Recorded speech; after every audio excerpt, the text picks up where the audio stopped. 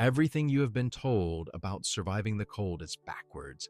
Every sleeping bag, every space heater, every propane canister you have ever cracked open in a freezing room was designed to be consumed, not to actually solve anything. The proof that something better existed all along didn't come from a laboratory or a university. It came from a black man named Marcus, camped at the edge of a stretch of woods outside a mid-sized American city, who had nothing but time, desperation, and a mind that refused to stop working. He dug into the earth with a second-hand shovel. He buried pipes by hand in the bitter cold. Every single person who saw him do it laughed. Until the night the temperature dropped to 12 degrees, until the laughter stopped and people started standing a whole lot closer to his shelter than their own. That winter was the kind that reminds you the world doesn't care about you, the kind where the wind doesn't blow so much as it cuts clean through plastic, tarps through doubled sleeping bags, through every layer of donated clothing you're wearing all at once. The tent city where Marcus had set up occupied a flat patch of scrubby ground near a drainage ditch, roughly 40 people in total, a loose, quiet community of individuals who had all fallen through the cracks of the housing system for different reasons, now doing the exhausting, invisible work of simply surviving each day. Most shelters were nylon tents. A few were plywood lean-tos banged together from whatever the nearby construction sites left behind. All of them were cold. All of them hemorrhaged heat the moment the sun went down, leaking warmth into the open air like a cracked radiator left running in an empty field, demanding more fuel, more layers, more everything, just to stay 1 degree above truly dangerous. Marcus was 51 years old. He had spent nearly 2 decades working facilities maintenance for a property management company before a sequence of events. A medical bill that arrived without warning, a missed rent payment, a landlord who moved through the eviction process faster than the courts technically required, deposited him in this patch of frozen ground. He was not a formally educated engineer. He had never taken a physics class after high school. But 20 years inside buildings had taught him things no classroom would have bothered with. He knew which basement rooms held their temperature through a July heat wave. He knew which walls sweat in winter and which ones never did. He knew from 2 decades of watching buildings breathe that the ground itself behaves differently than the air above it, that it holds, that it remembers summer even in January, that it is, if you understand it correctly, a thermal battery the size of the entire Earth. He started digging in November, while the ground was still soft enough to move with a standard spade.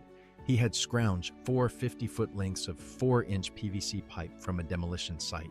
3 miles away, loading them piece by piece onto a salvage grocery cart and hauling them back across 2 days in 3 separate trips. People watched him do it. They had opinions. One man told him he had officially lost his mind.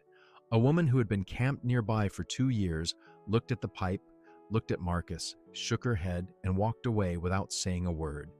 Someone else made a joke about Marcus building a natural gas line. They laughed. He kept digging. He buried those pipes in a loop, 4 to 5 feet below the surface, running them from an intake point roughly 30 feet away from his shelter, looping them back underground, and connecting them to a vent cut into the base of a salvage garden shed he had reinforced with rigid foam insulation on the interior walls. The connection was sealed with weather stripping and a can of expanding spray foam.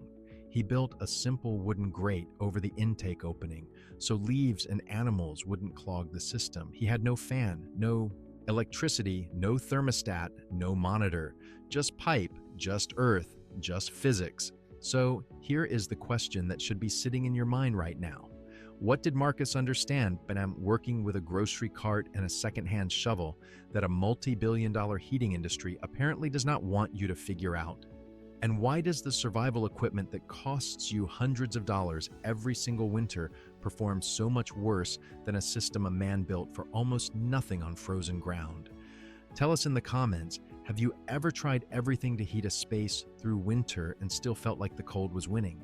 Because what you're about to discover is going to change how you see every heating bill, every gear purchase, and every failed solution you have ever been sold. Here is what the modern cold weather survival industry has handed you, if you actually stop and look at it clearly. A standard electric space heater pulls somewhere between 750 and 1,500 watts of electricity every single hour it runs. It heats the air immediately around it. But the moment it cycles off, that warm air rises, hits the ceiling, and bleeds out through every gap in your walls and roof, gone within minutes. You are not heating a space.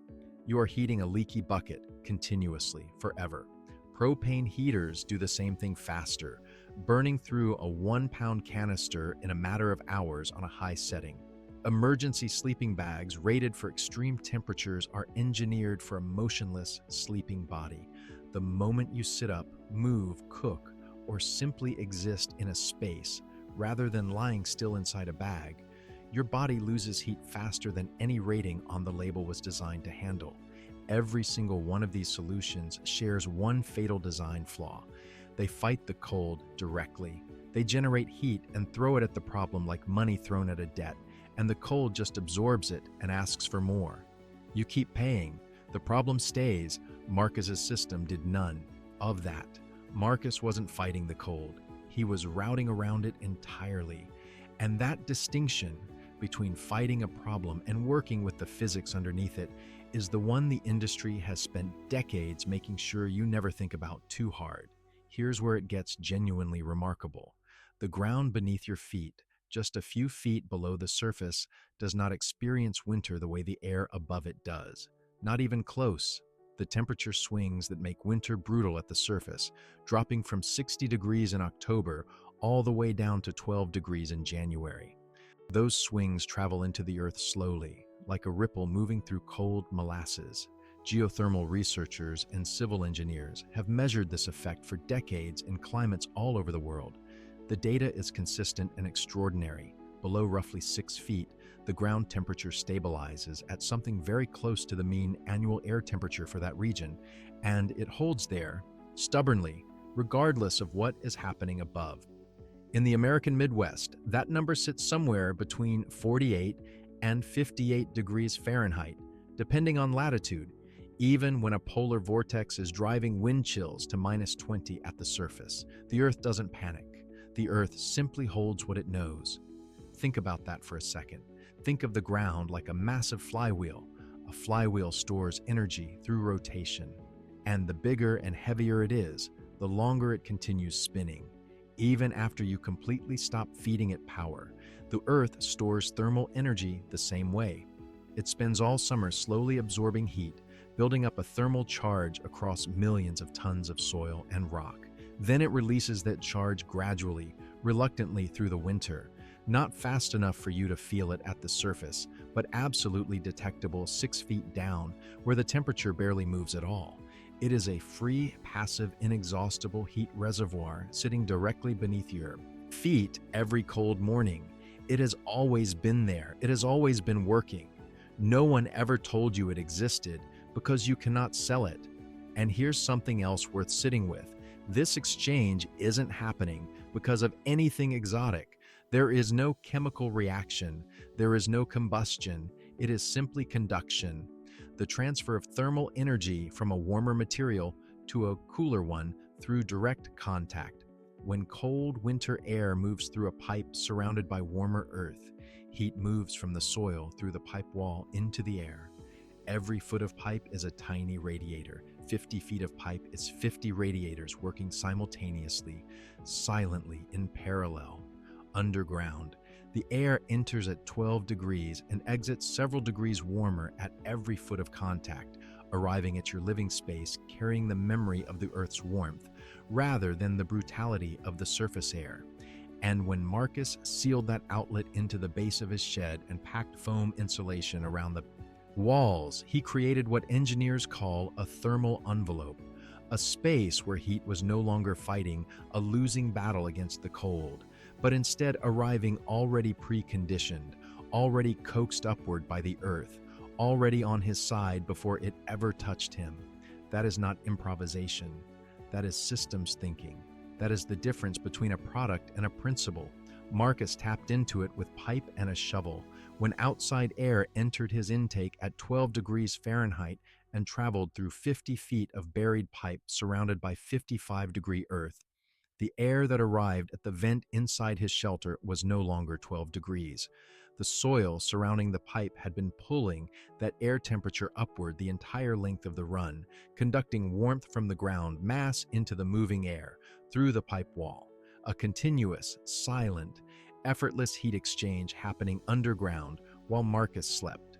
Not all the way to 55 degrees. The exchange isn't perfect in a single pass through a short run, but enough, consistently enough.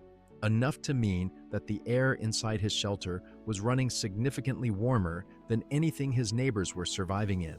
Every night, without burning a single match, without consuming a single watt, without a single fuel canister to purchase or replace.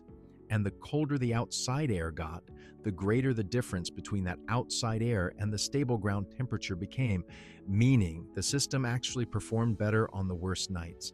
The night it dropped to 12 degrees, Marcus's shelter held at roughly 43 to 45 degrees Fahrenheit through until morning. His neighbors in standard nylon tents reported temperatures dropping to 22, 25 degrees inside, cold enough to cause real physiological danger, cold enough, in an older person or someone already weakened, to kill. They were not laughing anymore. If this is reshaping how you see what heating actually means, go ahead and share this with someone who needs to hear it. Now here is the part that should make you genuinely and specifically angry. This technology is not new, it is not experimental, it is not fringe. The ancient Persians built underground irrigation channels called qanats approximately 2,500 years ago, and they routed air through these underground passages in combination with their above-ground wind catchers to passively cool buildings in desert heat that would otherwise make them uninhabitable. The Romans ran warm air beneath stone floors through hypocaust systems. 16th century Italian nobles constructed villas in a village called Costosa that connected through underground passages to natural cave systems, creating fully passive cooling and temperature regulation that required no energy input whatsoever. And multiple sources document that aspects of those cave-connected systems still function today. Farmers across Europe and North America buried pipe systems beneath root cellars for generations, maintaining stable cool temperatures through summer without a single kilowatt of electricity, using the exact same principle Marcus rediscovered with a secondhand shovel on frozen ground. The mechanism has always been identical. Air entering the pipe at the surface carries the violent temperature of the outside world with it. As it travels through the buried pipe, the surrounding soil acts as a heat exchanger, absorbing heat from hot summer air, moving through the pipe and donating heat to cold winter air passing through it, pulling both extremes toward the stable temperature the ground is holding. The pipe is just the conductor, the earth is the engine, and the longer the pipe, the deeper it sits, and the slower the air moves through it, the more completely the temperature exchange can occur. What Marcus built with grocery cart materials was a rudimentary version of what engineers and sustainable architects now call an earth-air heat exchanger, a system that green building designers are currently spending significant money to engineer into high-performance homes across Europe. Systems that are documented in actual measured performance data from real installations to deliver 20 degrees Fahrenheit or more of temperature gain in cold conditions, passively, silently, at zero operating cost for the entire functional life of the structure. And the reason most people have never heard of this is not a complicated mystery. It is simply not profitable. There is no subscription model. There is no replacement canister. There is no proprietary component to patent and protect. The earth is not a product. You cannot package dirt, put a logo on it, and charge a recurring fee. So when cheap electricity arrived in the mid-20th century and made forced air furnaces and electric space heaters affordable at scale, the industry made a decision, not a conspiratorial one, just a commercial one. The old method took time to install. It required digging, planning, understanding how your specific soil behaved. knowing your local water table. It demanded knowledge instead of purchasing power. Industrial production needs speed, standardization, and repeatability. Earth tubes are none of those things, so they were quietly set aside in favor of systems that could be manufactured in a factory, boxed, shipped, and sold to anyone with a credit card. The knowledge didn't vanish, it just became inconvenient. It moved to the margins, to farmers, to off-grid builders, to the kind of people nobody quotes in mainstream home improvement magazines. So let's talk about what you can actually do with this knowledge starting right now. If you want the simplest entry point, spend an hour researching earth tube systems and earth-air heat exchangers in green building and homesteading communities online. These communities have been documenting real builds with real measured performance data for years. No theoretical speculation, just builders who dug the trenches and recorded the temperatures. A small inline fan on a modest solar panel will significantly improve airflow and performance, but natural convection will move air through the system on its own in a small structure. And if you are not ready to build anything, if you only take one thing from this, take this. The ground 4 feet below you right now is holding between 45 and 55 degrees Fahrenheit, regardless of what the air above it is doing. That is yours. That has always been yours. No one charged you for it because no one figured out how to. And knowing it exists changes everything about what is possible. Marcus was not improvising out of desperation, though everyone watching him assumed that's all it was. He was doing what every genuine engineer eventually learns to do, stripping the problem down to its actual physics, discarding every assumption about what tools were required, and going directly to the underlying principle. He understood that heat doesn't disappear, it transfers, and if you understand where it transfers to, you can put yourself in its path. He was, in the most precise and literal sense of the word, a thermal engineer. He just happened to be working on frozen ground with salvage grocery cart materials in a camp where nobody expected brilliance, which is precisely why nobody recognized it until the night it kept him alive. The knowledge was never lost. It was just buried somewhere no one thought to look, exactly where Marcus put the pipes. We dig up the science, the systems, and the solutions that the modern world quietly walked away from, not because they failed, but because they couldn't be packaged and sold. Subscribe so you don't miss what we uncover next, and tell us in the comments, what piece of knowledge, what old method, what system that actually worked do you want us to investigate next?